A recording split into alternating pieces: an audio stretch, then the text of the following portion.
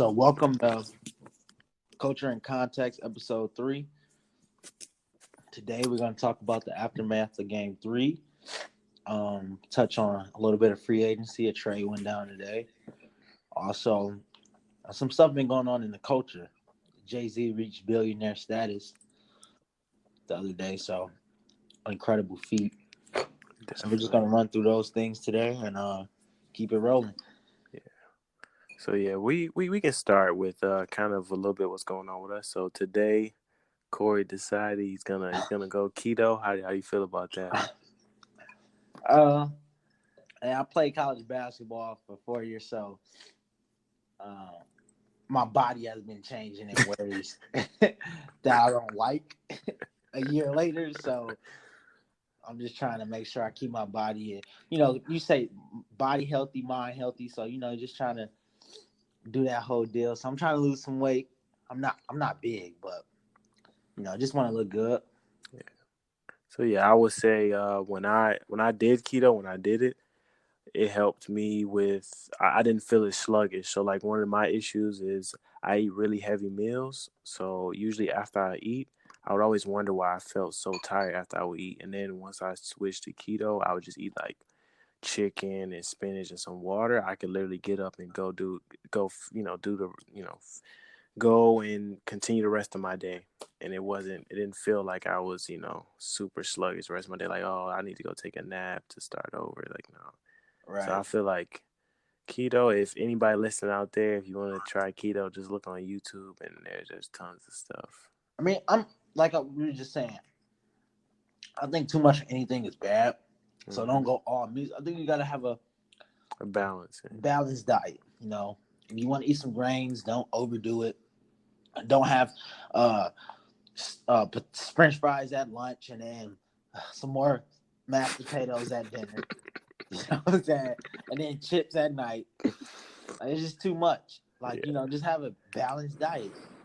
And I think that's the problem with these diets. Like, it's just one for 10 years is, oh no, all red meat is bad for you. Now is red meat is actually good for you. Don't eat the grains. And then next it's gonna be don't eat vegetables, just straight grain diet. Like, no, we as America, like, I get upset because when I go out to the bar, everybody just so big. Like, I just be like, this is crazy.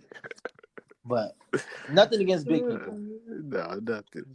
They got this new thing. I'm also in grad school taking my master's in English, but it's this new thing called fat studies. My teacher was telling me about, and she was saying that like being fat is actually not a bad thing.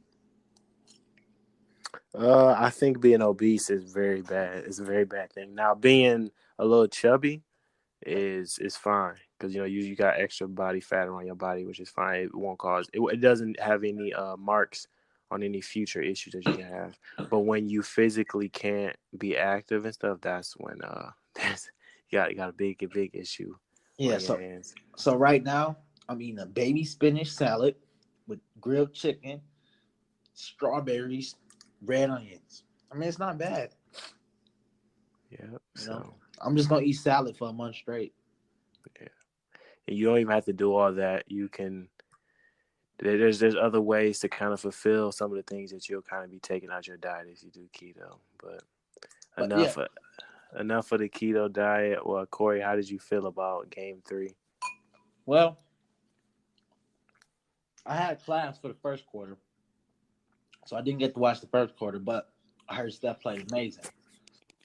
But I just think the Warriors were so outmanned. It was an opportunity for Steph to mark his legacy, which, I mean, I think nobody's like, wow, Steph is just a bad. Everybody's like respecting what Steph did last night, but they were just so outmanned. And the Raptors played with, you would think they would have had some pressure, but they actually played like they didn't have no pressure, and they didn't have to guard for real. Like Danny Green, he's busy guarding Clay the whole time. But last night, he's not guarding anybody, so he goes 6 for 8. So now a kind of a sidetracking question: how does this game How does this game help you view LeBron in these past couple of years competing in the finals? I mean, you already know how I felt about LeBron James, so it don't change nothing the way I feel about it. But I have heard this narrative. Steph finally get to experience what LeBron experienced, which some cases, I mean, that's just not Steph's game. Like he just need to Yeah, play with screeners and like, I mean, you need people to help you. Like, so I mean, obviously, we all know LeBron James is best player. I mean, you could argue second best player. So I mean, it don't really change the way I viewed him. I think the public might view him a little different, but when we get to the Kyrie thing, I want to tackle the narrative about LeBron James that was misconstrued by the media. hmm But we'll wait on that topic. What do you think? How do you think that Steph Curry thing about LeBron? I was just saying that it kind of puts LeBron in a brighter light. It's like, okay, no matter who's in this position, nobody can pull their team out of this, no matter how good the player is. Just because it's a 5-man sport, and especially with the space and all this stuff, you have to have multiple people who can put up points. So yeah, no, I just think it just kind of showed that okay, like we shouldn't have been so hard on LeBron losing because he just didn't have as much help as the rest of these stars did. So So, but that's all like that showed me. the thing that made LeBron incredible to me is he actually win the game and make the series like interesting. Like you know what hmm I'm saying?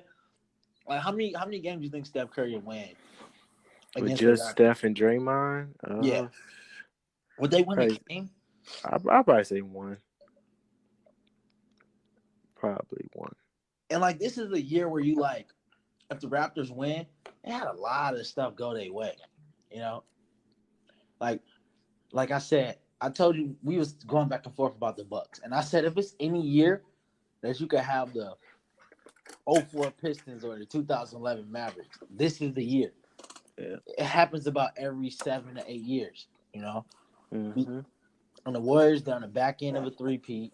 You're starting to see the bodies breaking down after playing 90 games a year, and this is why teams don't three-peat every other year. You know, every day because it's hard. So the Raptors aren't world beaters. They just they just in the right moment at the right time. The Warriors just they catching some good breaks.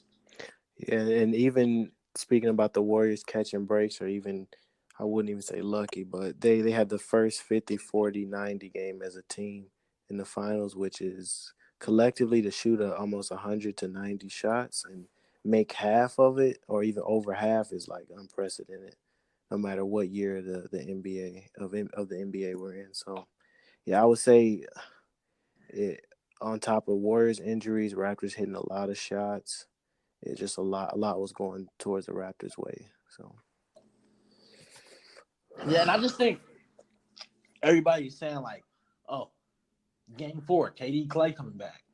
Like KD haven't played in a month. yeah, Like he about to come back in the intense final series and just drop 40. Like I don't know if that's you know.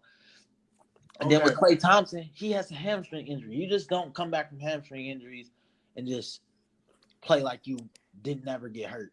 So I don't know. Like I think it's shaping up for the Raptors to win in five. So I yeah. told Sam I was gonna put some money on it today. I would say it's still depending on. So Clay will return for Game 4. So And KD y'all, will be back for game four. no, Clay, not They KD. both coming back. No, KD's not. No, KD playing in game four. No, like I literally saw like they said KD's not. Where'd you see he's coming back? I just know it in my heart. Oh, okay. But yeah, no. So Clay will return. So I think even with just Clay, I think it's enough to beat them. So Yeah, they said KD out. yeah. So Yeah, I think Kawhi about to get a ring this year. Cause like I don't see Klay Thompson being that effective. Like no, just on the defensive end, I feel like he made a huge impact. Cause I could tell a lot of the rotations were really strange. The Raptors had literally countless amounts of layups that probably shouldn't be shouldn't be there if you're in the finals, especially if you're playing the same team over and over again. So I just think they need to get their they need to get Clay back, and then from there, I think they got enough. Because even yesterday when they played, the league wasn't out of hand until probably the end. Obviously, until we knew it was over. But it always felt like the Warriors had one run in them, and I feel like you put the second Splash Brother on the floor. I feel like they can win any of these games I in this think it's over. series. You think it's over? Man? Yeah, I think the Raptors gonna win. I don't know. I do not know. I think it's over. I think the Raptors find a way to win Game 4 and shock the world in Game 5 and win it all.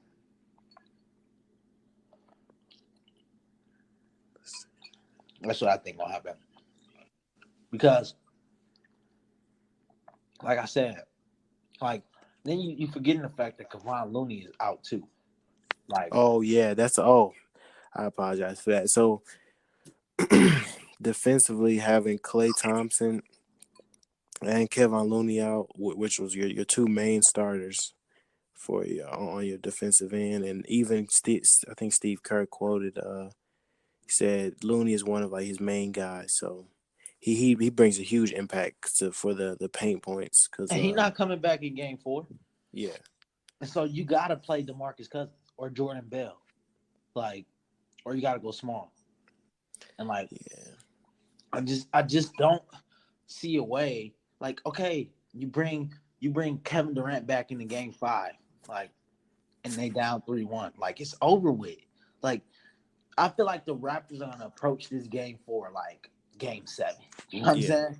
hmm So when you playing with house money now, like, and it's not gonna be easy, but if they can keep it close to the end, I don't know, man. I just think they're gonna be playing with house money with nothing to lose. If they go back 2-2 and they lose, I'm like, okay, we going back home 2-2. We got Game 5. It's a 3-game series now. But you playing with house money, you could bring out all the tricks, and then Steph Curry, it's a 1-day turnaround.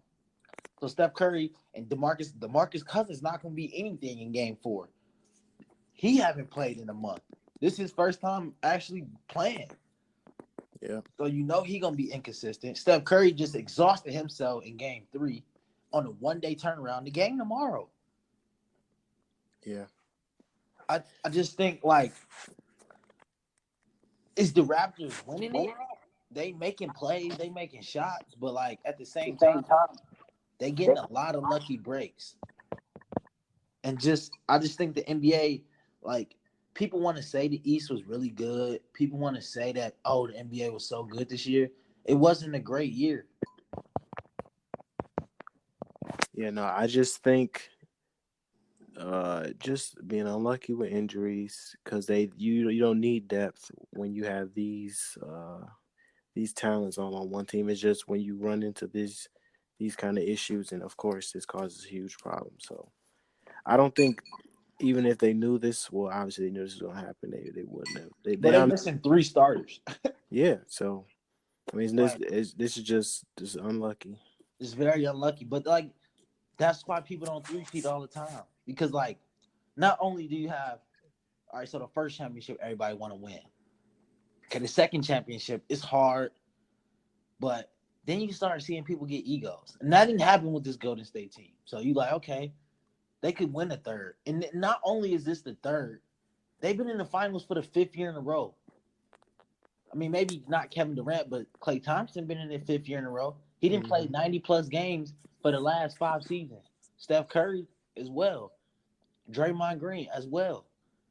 So I mean, the mental fatigue, as well as I thought mentally the Warriors were going to be fatigued, but physically, you starting to see it.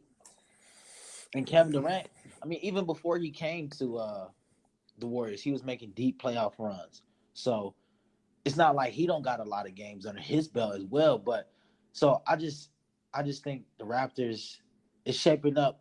I mean, a dramatic Game 7 against the 76ers. Uh, um, go down 2-0 against the Bucks in the conference finals. Come back, win 4 straight. I mean, they just getting all the breaks, everything going their way. And I just think it's one of those years where I thought it was gonna be the Bucks, but it's one of those years where like it's a team that probably won't be a dynasty, probably not gonna do anything next year, but this year it's theirs. Yeah, no, yeah, I pretty much, yeah, I pretty much agree with most of what you're saying. Do you think So the Raptors gonna win it? honestly, when I watch these games, when I after I watch them, I kind of just feel like the Raptors are making shots, and the Warriors just due to being a couple men down, they just can't generate the same amount of points. A couple. They missing a half their team. Yeah, so I mean, I don't know. DeMarcus Cousins is like, man, he was awful last night. He's not gonna be no better in game four. Like it's like when you come back from injury like that, the inconsistent, like you have a good game, some good minutes, but then to redo that again, and then now now he facing scrutiny. Now he listening, he hear what people saying, everybody saying he played terrible. And he watching the film, he can't physically, he just can't. Like just he just can't. And the Raptors, they're not missing anybody.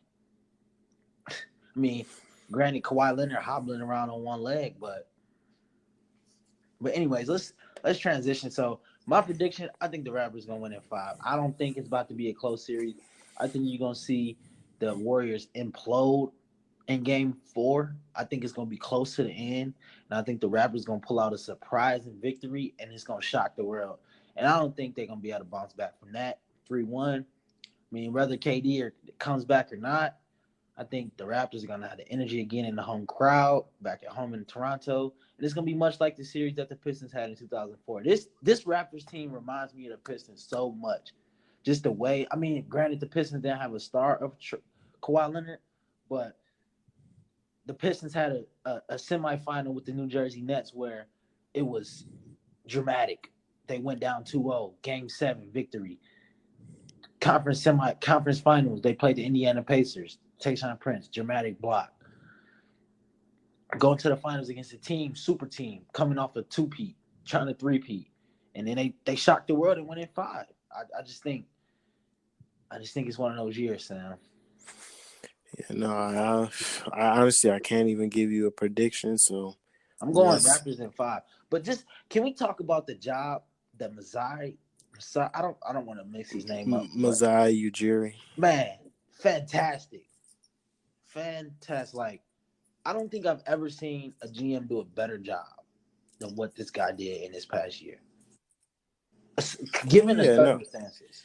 Even going dating back years before then, he does a good job at no matter where he's placed in the draft, drafting quality players that either are raw and he knows how to get to the point where they can play on the floor, or B, they're already 4-year guys that went to college that can step right in and Is contribute like a Fred Van Fleet. is So he I feel better like, than is he best GM in the league? oh yeah, right now for sure, yeah. Better than Bob Myers, better than Presti. Absolutely, because with Bob Myers within the last 5 years, besides the guy that plays for the Raptors now, Jordan Bell was looking like a good draft pick. And Kevin Looney, obviously, he's going to get paid a lot this summer. So, well, no, I would say the Raptors just because he got Siakam where he got him. And They missing OG Anunoby. exactly, yeah. So I feel like Masai Ujiri at this moment is the best GM. And then even his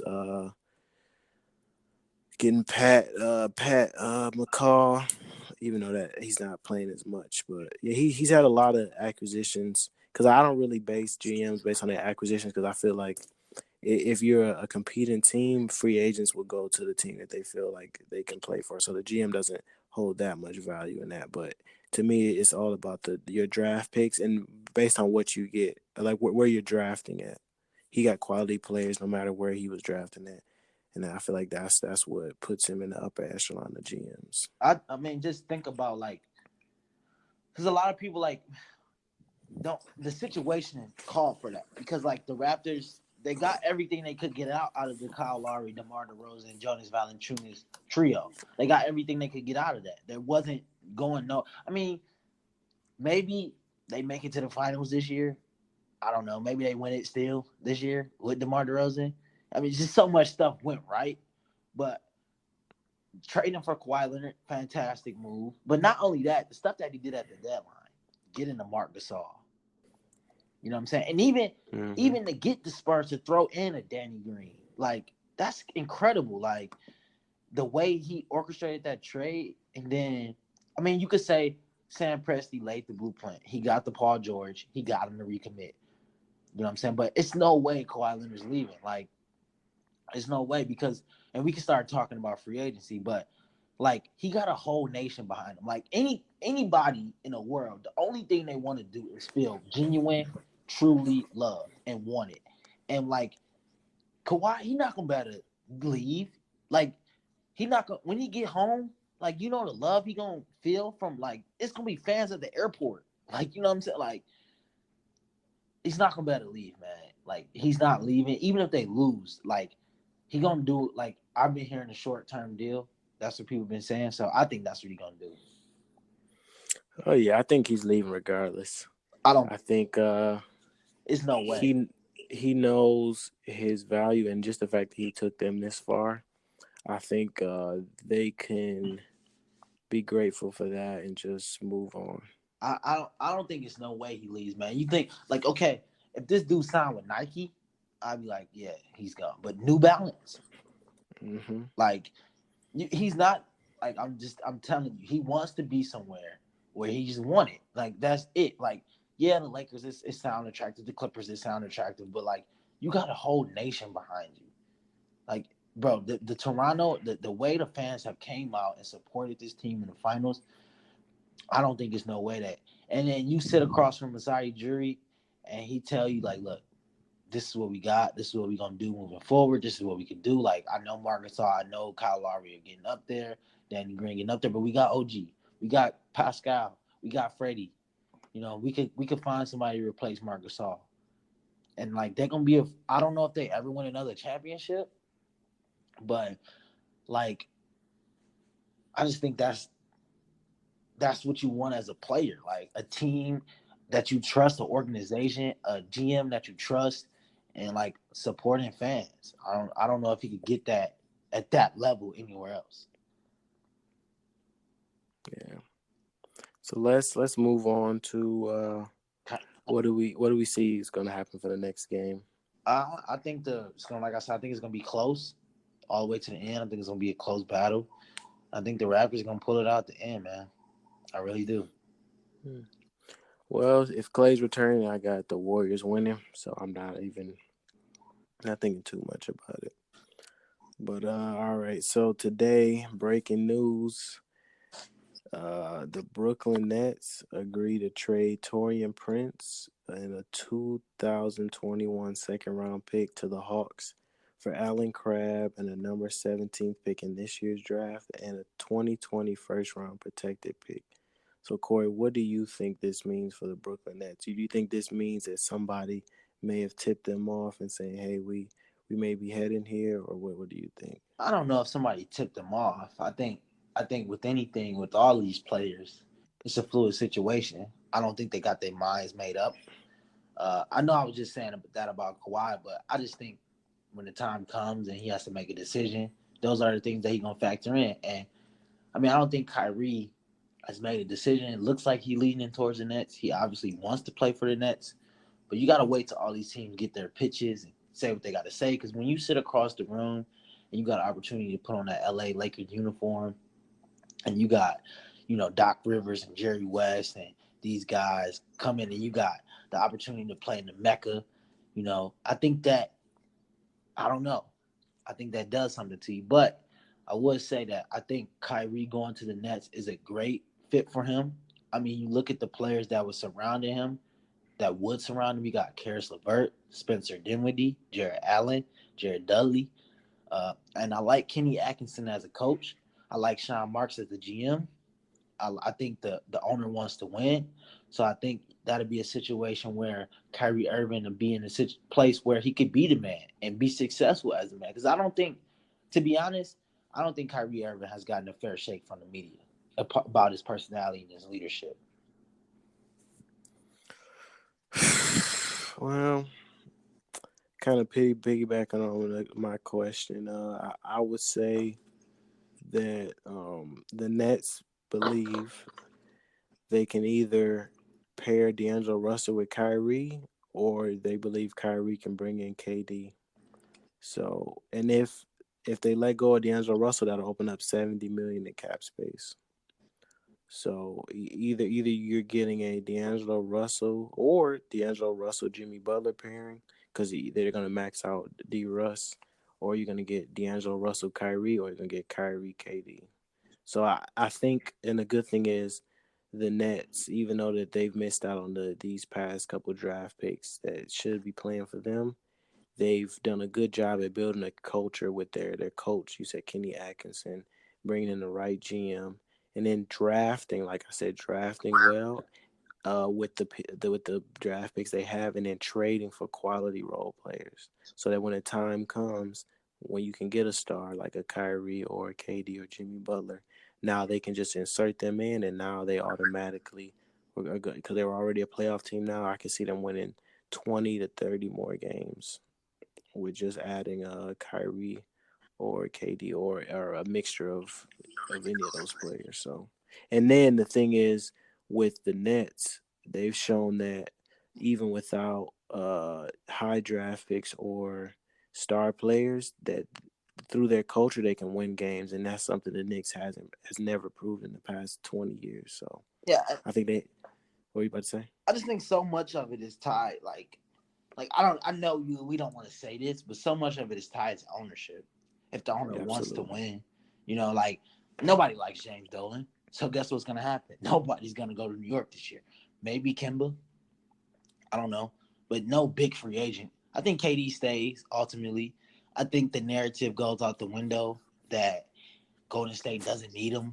I think that kind of goes out the window, and I think he stays. I mean, like I said, when you got Bob Myers and Steph Curry and Klay Thompson and Draymond asking you to come back, like you ain't turning that down. Like to go to uncertain play for James Dolan in New York, like no. Like let's these guys are not LeBron James. Like they can't just go to other places and win games. Like he's not LeBron, so he's not going to New York. And nobody's going with him. I think like to piggyback off what you said about the Nets, like yeah, I think it's shaping up. I don't know if they keep D'Angelo Russell. I just don't know about the D'Angelo Russell Kyrie Irving pairing. Two bad defenders that both play the 1-2 punch. I don't know if that's a good 1-2 punch unless D'Angelo Russell wants to come off the bench. But I mean, you could possibly. I know Kyrie Irving and Jimmy Butler have been friends for a long time. You get a Jimmy Butler. I know that the the uh the Pelicans want to send Anthony Davis out east. They don't want to send him into the west. But so you could maybe swing a deal for him from if you're the Nets, but they just gave away their draft pick, so maybe not. So I mean, you're looking at a Kyrie Irving, Jimmy Butler with the wings they got and the pieces they got. I think the Nets would be good. I mean, Sean Marks, he's a San Antonio Spur.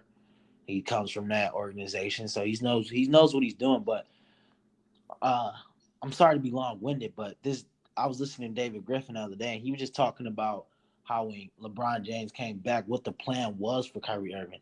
And David Griffin, he came from the Steve Nash Phoenix Sun era, where he said they wanted to use Kyrie Irving like Steve Nash. They wanted to be able to put him around a whole bunch of shooters, a whole bunch of athletic wings, and play him in that type of mode. And obviously, the plans got screwed up with LeBron coming back. But I heard they had Gordon Hayward committed to come in. They had a lot of free agents committed to come in. And so that just didn't work out. So then you land in a situation like Boston. Yes.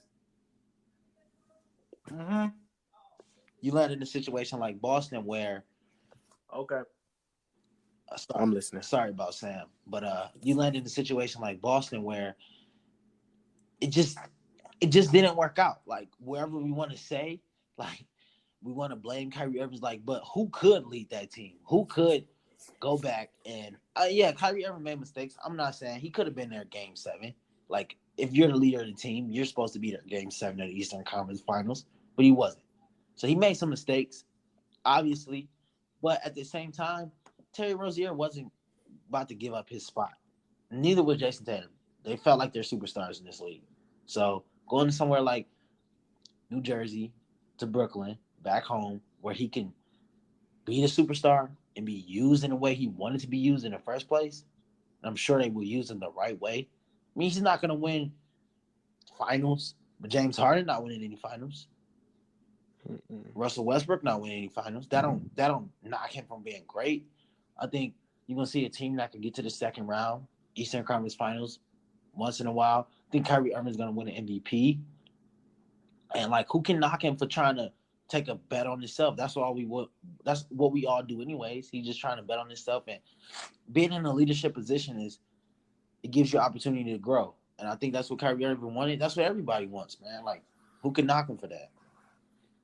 No, no, I feel like you've done a good job explaining kind of the psyche of where Kyrie wants to go in the next steps in his career. So. Yeah, I mean, like, is that a bad thing that he wants to grow and be elite? I mean, this is a part of it. Failing, like LeBron failed a lot. That 11 series against Dallas, that was a failure, and he bounced back. And like that's the only way you get better is by going through these moments where it's like okay, and that's what he wants to do. He wants to be in a situation where he can fail and like become better because of that. And like that's what we want out of our NBA stars. We don't want them to hide behind. If he would have hid behind LeBron James all his career and never got a chance to lead and do that type of stuff, he would never grown. And like you grow as a person because of that. So I respect Kyrie. And I know what he's trying to do, but I just don't think the media give him a fair shake. And I mean, obviously, Boston is one of the crown cities of the world.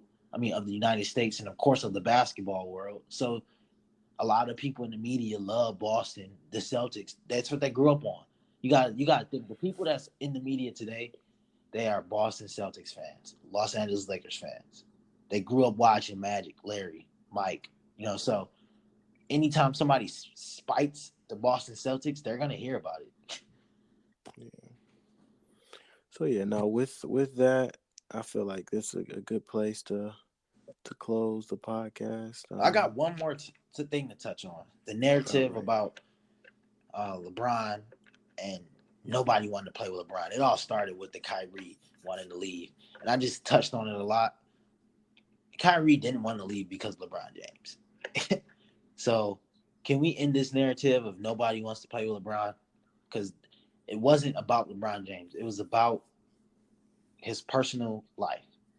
And that's where that narrative, oh, none of these stars want to play with LeBron James. Paul George didn't choose to go to the Lakers because he loved what he had in Oklahoma City. It had nothing to do with LeBron James and the Lakers. It had everything to do with the way he was treated in Oklahoma City, his relationship with Russell Westbrook.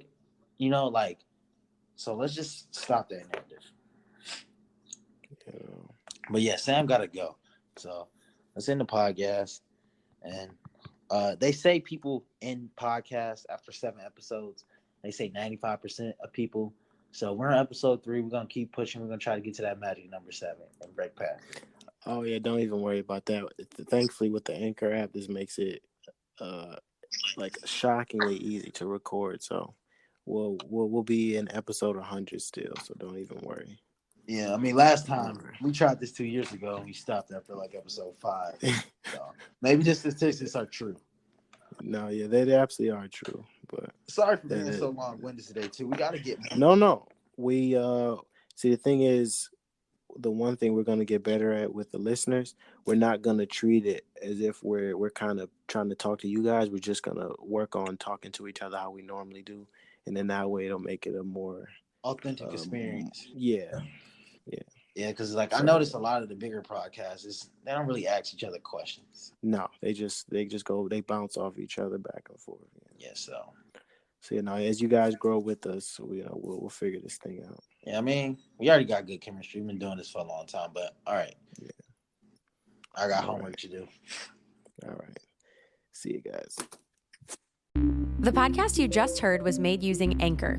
Ever thought about making your own podcast? Anchor makes it really easy for anyone to get started.